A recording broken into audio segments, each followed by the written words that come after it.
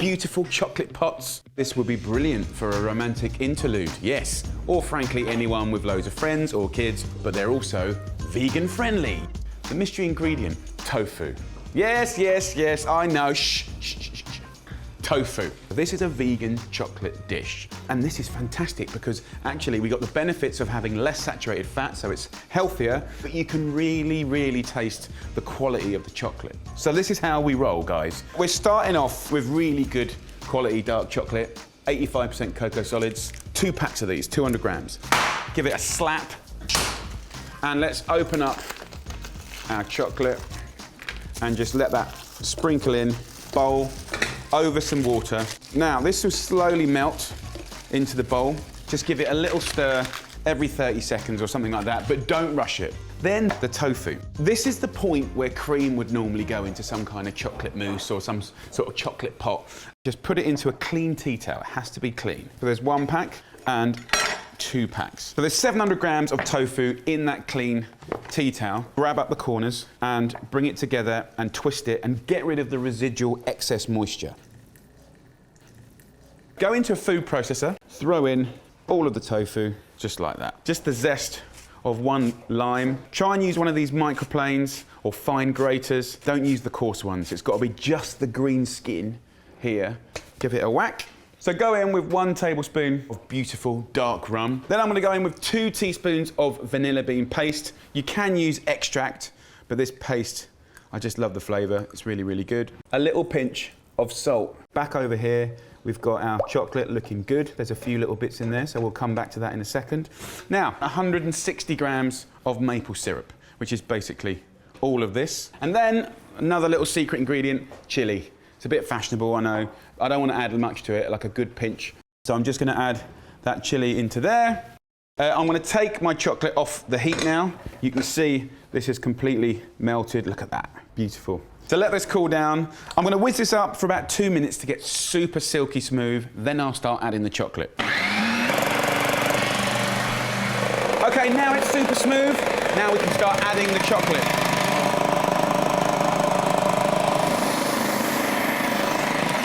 Okay, so let's have a little look in here. I mean, look at that.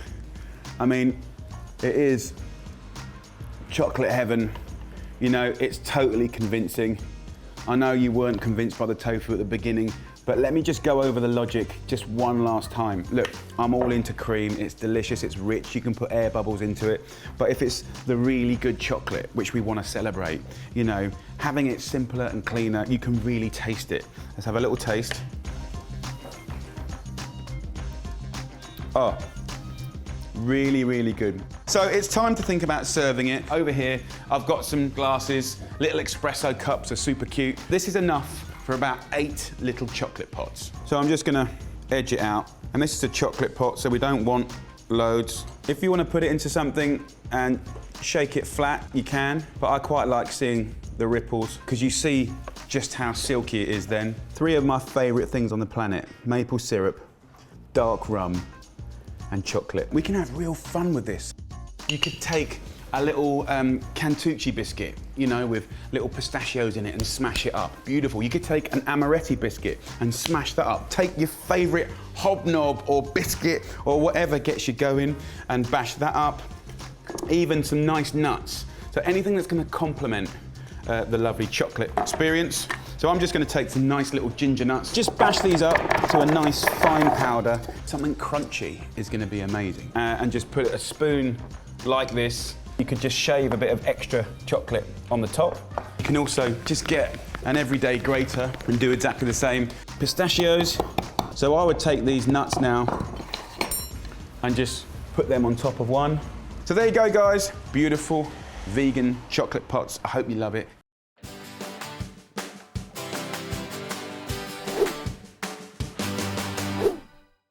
So the next dish we're going to do is a beautiful Jamaican-inspired dish that my mate Sharon taught me at work, and she's from Jamaica.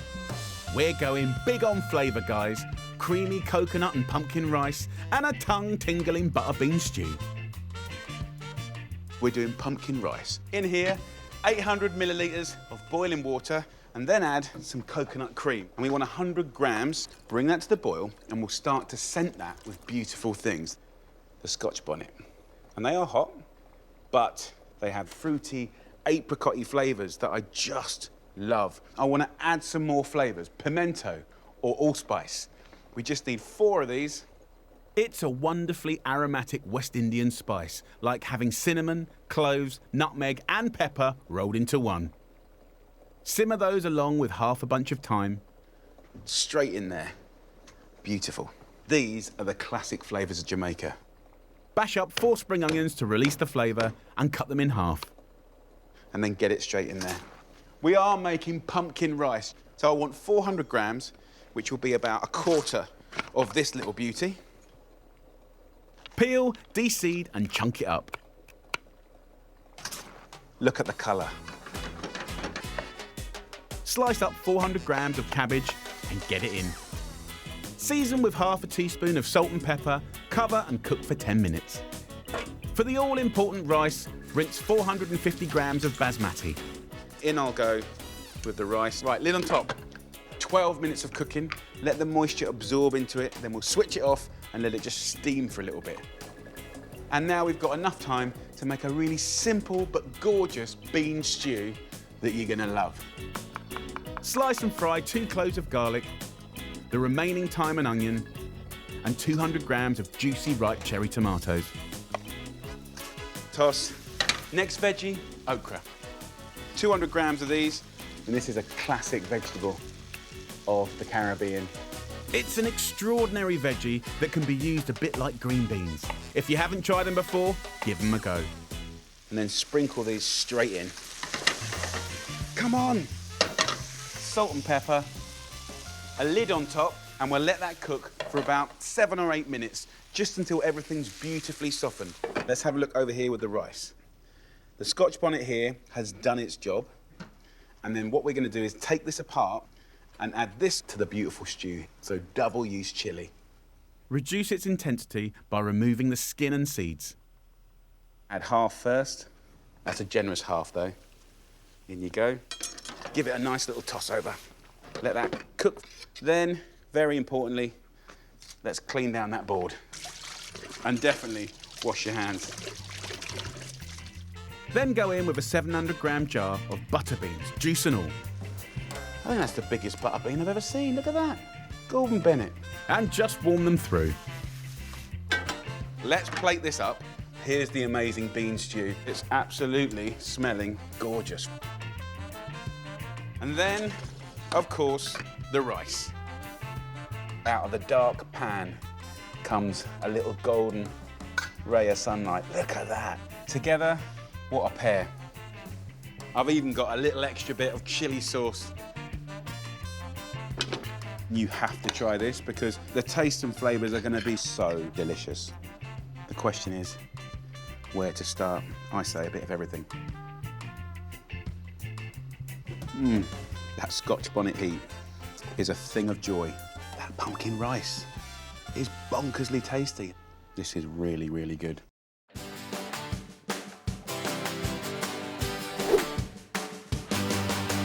We're going to make the most delicious veggie shepherd's pie. This is in fact vegan. This is going to be good on the planet, it's going to be good on your wallet, and it's going to be good in your tummy, right? It's going to be delicious. No compromise happening here. So let's get cooking. We're going to go in with some nice olive oil. About 2 tablespoons goes in, right? We'll put it onto a medium heat. I'm going to start the flavour story with a herb. To use a nice little pile of rosemary in this dish is a good trigger for big flavour.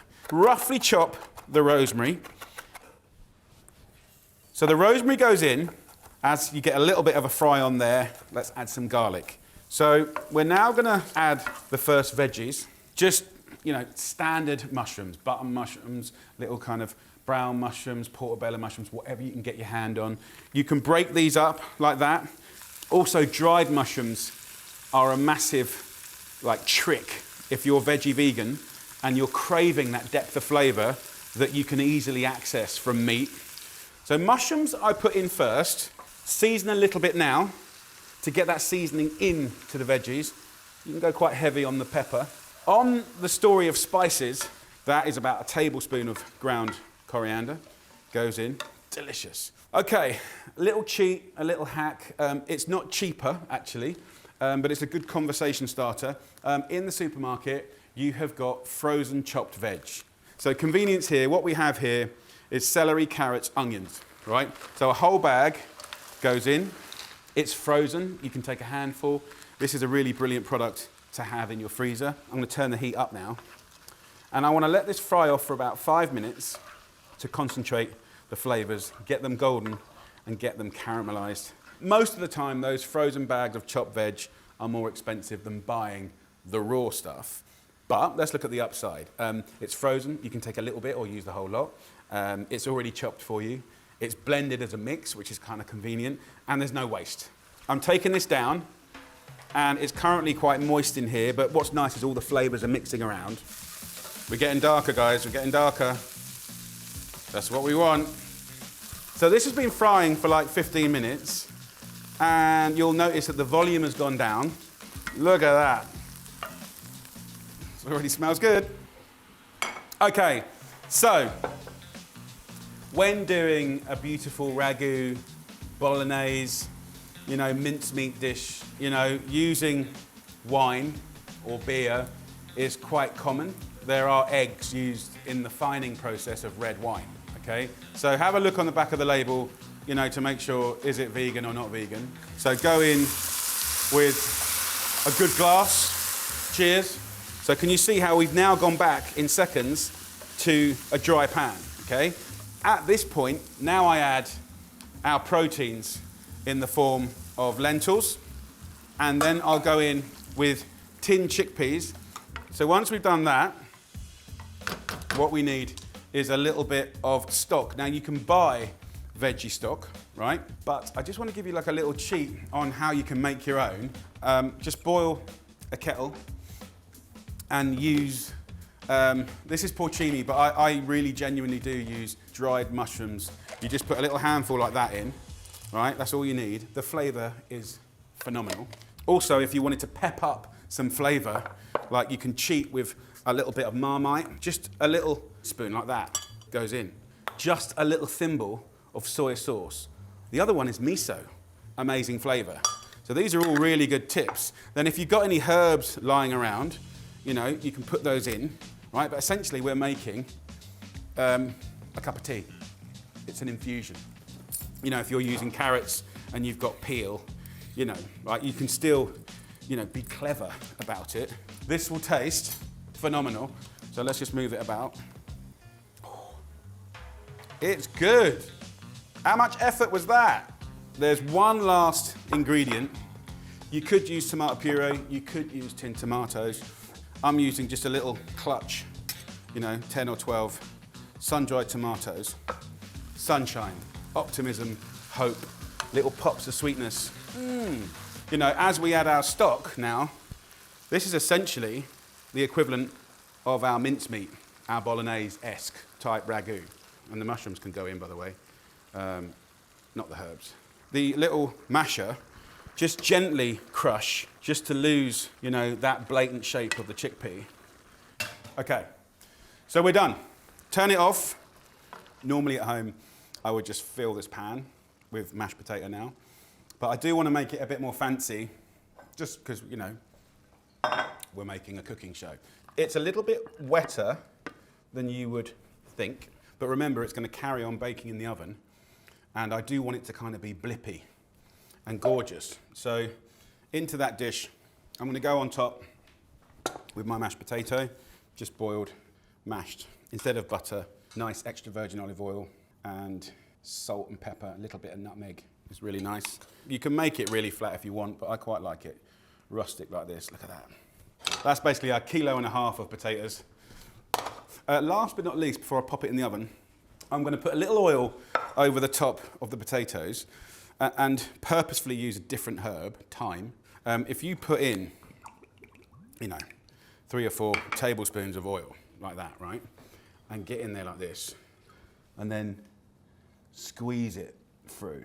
That will guarantee you flavour, but a nice crispy finish. That's a really simple way of making a definitively convincing herb oil. In the oven it goes now for about half an hour, 40 minutes until golden, blipping and delicious. So in we go. Delish. Okay, so this beautiful veggie shepherd's pie has had 35 minutes. Oh, look at that. Absolutely beautiful. What I loved about this, can you see here? Look at that. So we've got that incredible gravy blipping away here, cooking into the potatoes, giving you soggy, tasty potatoes. We've got the crispy potatoes on top, little gnarly, crispy bits here. Look at that, look, sticky bits. Like really, really nice. Like almost like the best bits. Yum. So that, I would treat like a normal shepherd's pie. Gorgeous. Some lovely seasonal greens that you can just toss with a little bit of olive oil. So let's go in for the kill. Come on, let's get in there, into the heart and soul of this beautiful veggie shepherd's pie.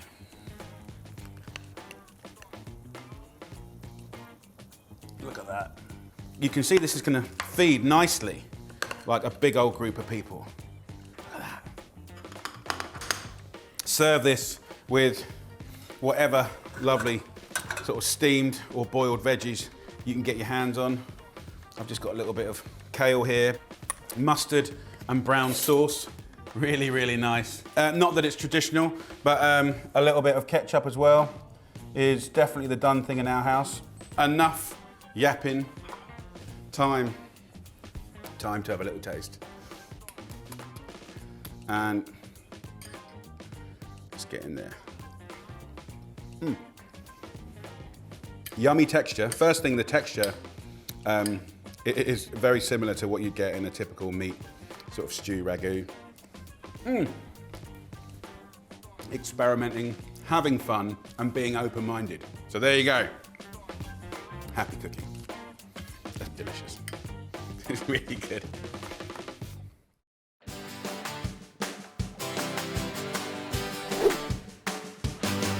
Say hello to a spiced parsnip soup like you've never had before, using Indian-inspired tricks to add show-stopping texture. Parsnip, you know, one of the cheapest, most humble veggies out there, but it's an amazing sweet flavour and delicious. Let's take 3 for going in the soup and 2 for a little surprise later. I'm just going to take the ends off the parsnip. Now, just to let you know, I spent about 25 years cooking, and the amount of prep, the amount of peeled parsnips I've done in my life is painful. Don't peel them. The flavour is in the skin. It just took me 25 years to work it out. Hack up the parsnips, then get the soup going in a pan on a medium heat with a tablespoon of olive oil and 1 chopped onion. The flavour you can get from caramelising this is going to be incredible. Deep, savoury, delicious. While that cooks for 20 minutes, getting golden and soft, with our other 2 parsnips, let's make some contrasting crispy texture. And we're going to peel down the length of the parsnip, and we're going to make the most incredible little kind of crouton, right? So this is going to look funky, and it's going to taste crispy and sweet and delicious. Here we've got 1.5 litres of veggie stock. What I'm going to do now is just for 30 seconds, pop this in here, and that tiny bit of cooking is enough to take the rawness out of the parsnips and radically transform the texture. Remove the blanched strips, saving the stock for later. Lay on an oiled non-stick baking tray, lightly sprinkled with sea salt, and roast for 15 minutes at 180 degrees Celsius, which is 350 Fahrenheit. And they will be delicious on top of the soup. Now, back in the pan, I want a nice 5cm chunk of ginger, a couple of cloves of garlic. Grate them in, add a teaspoon of cumin seeds and garam masala for a fragrant hum of flavour. Now the smell's different level.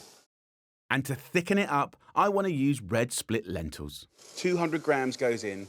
They're super nutritious, fantastic source of iron, so it's a brilliant, clever thing to have in your cupboard, but also super cheap. Parsnips cheap, lentils cheap, but this meal is going to taste really expensive.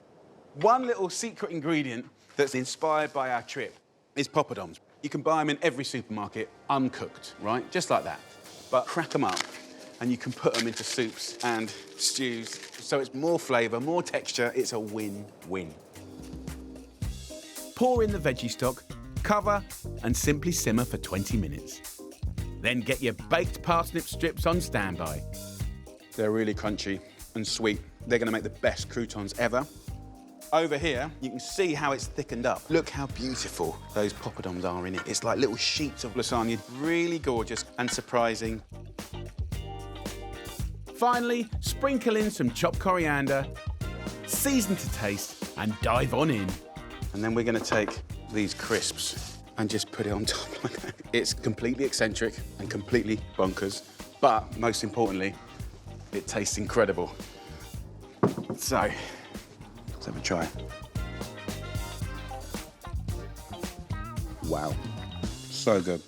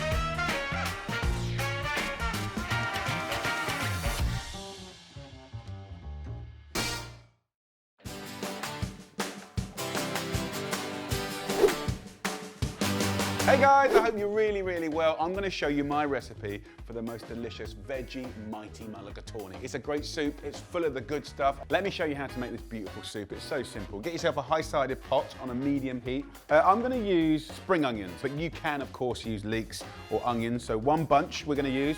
A couple of sticks of celery, which is just beautifully fragrant. So I'll just cut the celery in half like that, and then lengthwise into little chunks and just finely chop it. Just put a little tablespoon of oil into the pan, and then as you're chopping each veggie, just get that into the pan. I really love the kind of sweetness that you get from this. So again, just finely slice the spring onions. In we go. So give that a nice little stir. What we're gonna do now is just gonna take it a completely different direction. You're gonna get amazing results with curry paste. They're really good quality. You can get all kinds of different pastes, so pick your favorite. And we're gonna put 2 tablespoons in here. What I love about it is it's a great family dish because you can use up leftovers. But I wanna concentrate today on this. Butternut pumpkin, as they call it in some parts of the world. So 500 grams is about that much. I'll cut this in half. I'll use the end that doesn't have any seeds just to make my life a little bit easier. So I'm going to leave the skin on. Why? Because it's one less job and because it has the most amazing flavour. So very carefully get yourself a box grater and just gently grate the flesh and the skin. There's actually something really nice about the kind of technique of grating. And I find that it kind of just gives you a slightly different flavour. Look at that, grated butternut pumpkin. So I'm just going to sprinkle this into the pan, and then let's grate the rest of it. And we're just going to sweat that off for a little bit while I have a quick little wipe down. So I want to show you like a little preparation that I love to do. I get a little bowl and I put in some cold water. I'm going to use the herb coriander. I've got a nice little bunch here and I'm just going to pick through it. So that top leaf that's nice and beautiful, that will be garnish for sprinkling on at the end. And then with the rest of it and the stalks, I'm just gonna finely slice up and put it into that soup. And look, if you don't like coriander, some people don't, I love it.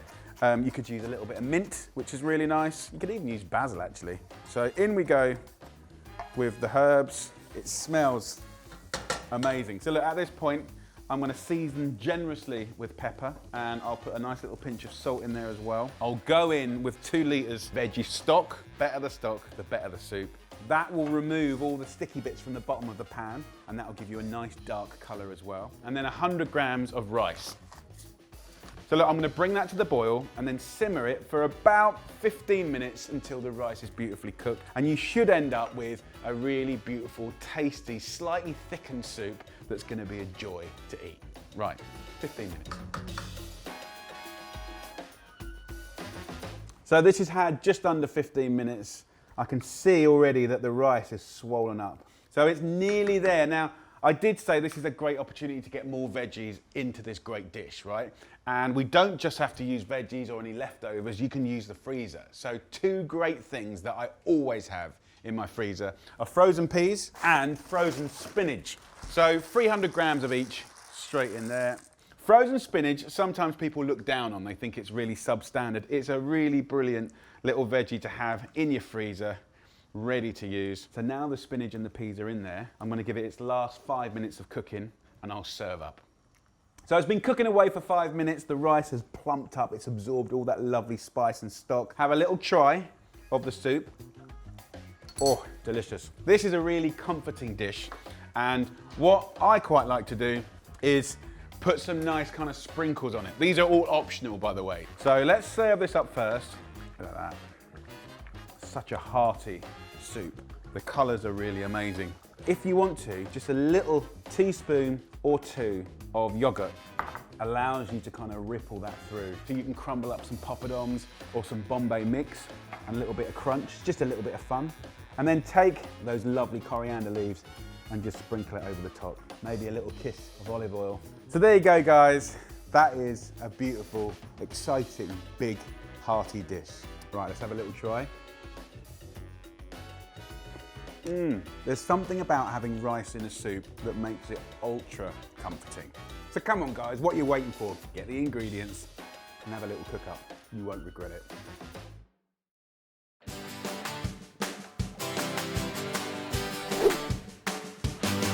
This is my chili non-carne soup, which is a real winter warmer. It's so delicious. Loads of veggies in there, beans, rice, the butternut pumpkin, that lovely hum of the sweet, smoky paprika. It's a goodie, plus you got the nice crunchy bits of tortilla to enjoy with it. Happy days. Get yourself a nice casserole pan on a medium-high heat. We're gonna start with this, the butternut pumpkin. Take the end off and just cut down the length of the pumpkin. Let's scoop out the seeds. Slice into little chunks like this. I want to get 2 onions, 2 cloves of garlic. Slice up the garlic as thinly as you can, and then finally slice the red onion. Let's just go in with a little drizzle of olive oil. I'm going to go in with the garlic first. And while that's frying, I'm going to take 2 chilies. Now, if your chilies are hot, just use 1. But these are kind of sweet and mild. I'm just going to finely slice these chilies. The seeds are quite hot, so by removing them, it just allows you to celebrate the flavour more than the heat. So already the smells are great. I'm going to use coriander. Coriander stalks are very, very delicious. I'm just going to finely slice these, keep the leaves for sprinkling over later. These stalks here, I'll put in with the chili. Then we can go in with our onions. So if you just sweat off the onions nicely for like 5–10 minutes, you're going to get big flavour, a sweetness, and it's going to kind of just bring all the flavours together really, really nice. Now, with the butternut pumpkin, you might be thinking the skin was left on here. It's delicious and it's outrageously sweet, almost like candy sweet. So the whole lot is going in the pan now. Right, the last thing I want to do to flavour this, because we're taking the meat out, is a brilliant little spice. This is smoked paprika. 1 heaped teaspoon goes in. That smokiness is kind of what you get from meat, and that will make a massive difference. Have 10–15 minutes of moving the veggies around, because that's going to intensify every single bit of flavour, right? If we just throw the wet stuff in, it's just going to be boiled stuff. We don't want boiled stuff. We want an amazing, rich, comforting soup.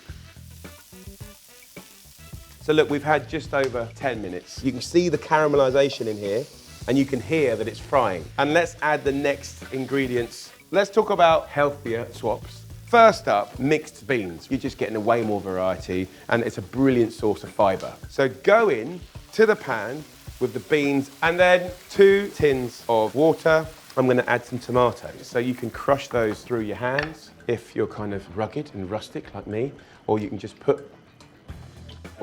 mash them in, whatever you like. So another little swap is swapping white rice for brown rice. Okay, so you're going to get more fibre. You actually get more flavour, which is really, really good. We want 150 grams, and you can let this sort of simmer quite fast for about 20 minutes. Now, the last job that I want to do before I chill out is do some crispy little tortillas. So another healthier swap is going from the white tortilla to the whole wheat one, right? I love these. They're much more flavor as well. Tear up the tortillas, spread them out on a tray, and I'm gonna put these into the oven just for like 5-10 minutes or until golden. And now I can just chill out. So, the soup has had about 20 minutes. The rice is cooked. Oh, it smells exceptional. Right, tortillas. So these have been about 10 minutes to kind of get crunchy and delicious, beautiful. So soup, it's quite chunky. And some people love that. You can go pureed if you want, but that's not where I want to go. I want a bit of half and half. So get a potato masher and give it a ruddy, good mashing. And it's going to give it a much creamier texture, make it more delicious, more intense. Get some of that coriander and tear it through. That, my friends, I'm very, very happy with. So we've got a load of food there. It's incredibly affordable. It's very, very nutritious. It's a really comforting dish. Got some of the tortilla chunk in there. Proper big bowl of tasty soup. Let's have a try.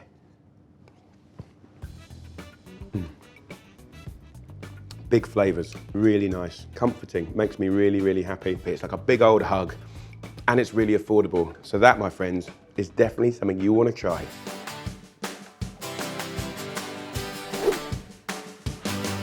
So the recipe I'm going to give you today is a family-friendly, delicious, mild, fragrant veggie curry. Really, really nice. We're also getting towards the end of the Oliver shopping, so we've got no more meat, no more fish in the fridge. So we've got odds and ends, and that's fine. I've got a humble courgette, carrots, bit of parsnip, bit of butternut squash. Of course, you could use potatoes, cauliflower, sweet potato, anything that roasts up, nice sort of like root vegetables, delicious. When you roast the veg, you're really concentrating the beautiful flavors within each individual veg.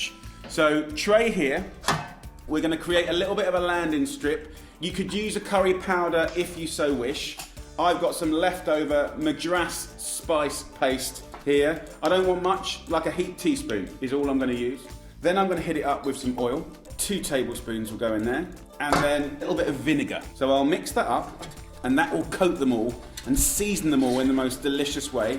Easy peasy. Now, in here also I'm gonna put a salt, and then we're gonna go veg. We're gonna leave the skins on. A lot of the flavor, a lot of the sweetness and deliciousness is in the skin, okay? And that includes the butternut squash, okay? A lot of people spend a lot of time peeling this. Forget it. Peeling this, forget it. And this, forget it, right? So let's start with the parsnip. Split it in half, then in quarters, then into bite-sized chunks. In we go. With the carrots, I'm just gonna split those in half, all roughly around the same size.